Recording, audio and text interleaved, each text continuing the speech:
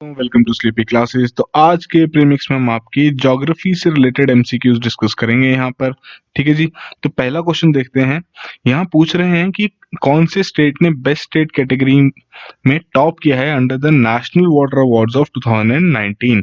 तो चार ऑप्शन यहाँ मेंशन है: सिक्किम, तमिलनाडु, गुजरात एंड केरला। तो आप वीडियो पॉज कीजिए, इस क्वेश्चन को आंसर करने की कोशिश कीजिए। तो इसका करेक्ट आंसर आपका तमिलनाडु है। तो जो आपकी जल मिनिस्ट्री है वो ये अवार्ड्स देती है बेस्ड ऑन वेरियस पैरामीटर्स, जैसे कि आपकी जो इरिगेशन वाटर सप्लाई स्कीम्स हैं उनकी इम्प्लीमेंटेशन किस तरीके से की जा रही है, माइक्रो इरिगेशन के अंदर कैसी परफॉर्मेंस है, इरिगेशन कवरेज कितना इंक्रीज हुआ है, जो आपका roof top rain water harvesting है उसकी परफॉर्मेंस कैसी है, जो आपकी वाटर अकाउंटिंग और ऑडिटिंग है उसका क्या स्टेटस है, उसकी इम्प्लीमेंटेशन का क्या स्टेटस है। तो ये काफी पैरामीटर्स हैं जिनके बेसिस पर ये अवार्ड्स दिए जाते हैं। इन पैरामीटर्स के अलावा जो और ये फैक्टर्स कंसिडरेशन में लेते हैं, जैसे कि आपकी कितनी वाटर बॉडीज क्रिएट की गई, जो आपका फार्म या इंडस्ट्री सीवेज का जो वेस्ट वाटर है उसको किस तरीके से यूज किया गया, किस तरीके से आपका डेटा या आईटी टेक्नोलॉजी को वाटर कंजर्वेशन और इरिगेशन में यूटिलाइज किया गया। ठीक है जी। तो इसके कुछ फैक्ट्स हैं, जैसे कि आपका जो महाराष्ट्र और राजस्थान है उन्होंने सेकंड और थर्ड प्राइज इसमें लिया है बेस्ट स्टेट कैटेगरी में। मिजोरम ने टॉप किया है आपकी बेस्ट स्टेट स्पेशल कैटेगरी में। इसके अलावा जो आपके वेल्लोर और करूर डिस्ट्रिक्ट्स हैं उन्होंने फर्स्ट और सेकंड प्राइज लिया है respectively under the best districts for revival of river category. का पेरम्बलूर डिस्ट्रिक्ट है उन्होंने सेकंड प्राइज लिया है अंडर वाटर कंजर्वेशन कैटेगरी। तो अलग अलग कैटेगरीज बनाई गई हैं, उस पर अलग अलग अवार्ड्स दिए गए हैं ताकि जितनी भी ये आपकी म्यूनिसिपैलिटी कॉरपोरेशन है या जितने भी डिस्ट्रिक्ट्स की एडमिनिस्ट्रेशन है जो वाटर कंजर्वेशन पर काम कर रहे हैं उन्हें थोड़ा और बूस्ट मिले, वो और अच्छे तरीके से स्कीम्स को इम्प्लीमेंट करें और नई नई चीजों को इनोवेट करें जिस तरीके से वो वाटर को और अच्छे तरीके से सस्टेनेबल तरीके से यूज कर सकें। ठीक है जी। तो सेकंड क्वेश्चन में यहाँ पूछ रहे हैं कौन कौन सी स्टेटमेंट्स आपकी करेक्ट है विद रिस्पेक्ट टू जोइड्स। ठीक है जी। तो पहली स्टेटमेंट में कह रहा है कि आपके सिंगल सेलुलर ऑर्गेनिज्म हैं ये। दूसरे में कह रहे हैं कि आपकी जो सेफिनोफोर है वो एक कॉलोनियल ऑर्गेनिज्म है दैट कंप्राइजेस ऑफ जोइड्स। ठीक है जी। तो रिसेंटली करंट अफेयर से ही थोड़ा रिलेटेड क्वेश्चन है, आप वीडियो पॉज कीजिए, उस क्वेश्चन को आंसर करने की कोशिश कीजिए। इसमें आपकी करेक्ट स्टेटमेंट सेकंड है।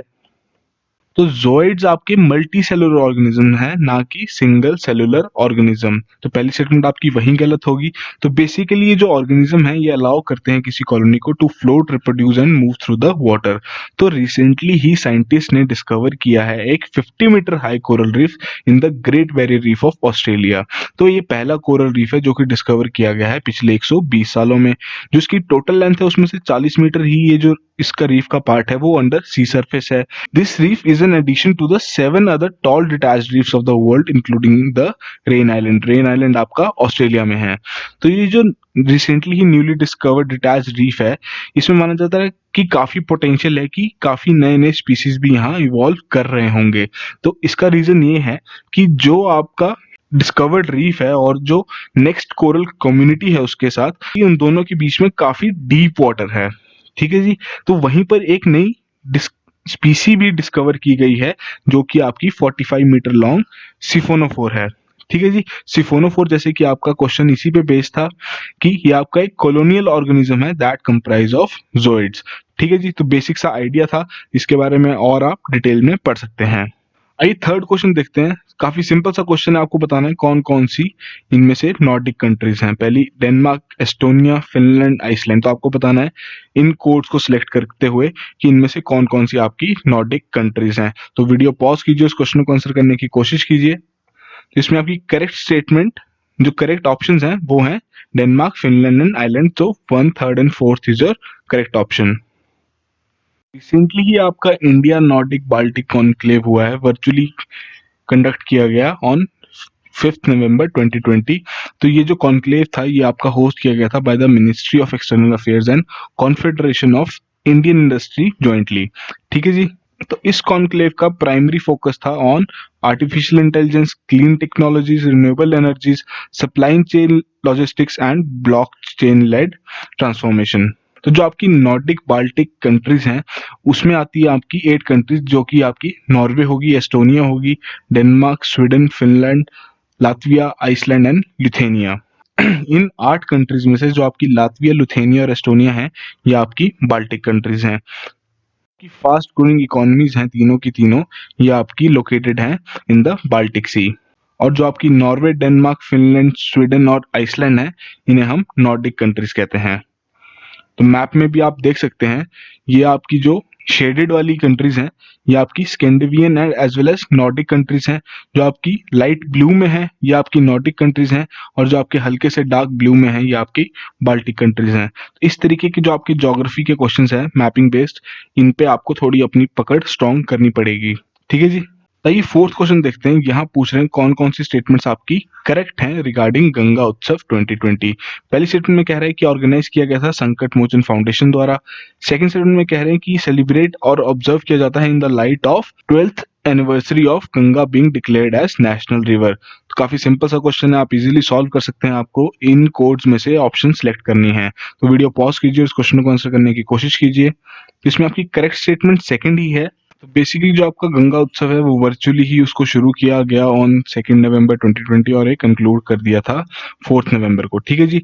ये ऑर्गेनाइज किया जाता है national mission for clean Ganga and the ministry of जल शक्ति, ना कि आपका संकट मोचन द्वारा। ठीक है जी।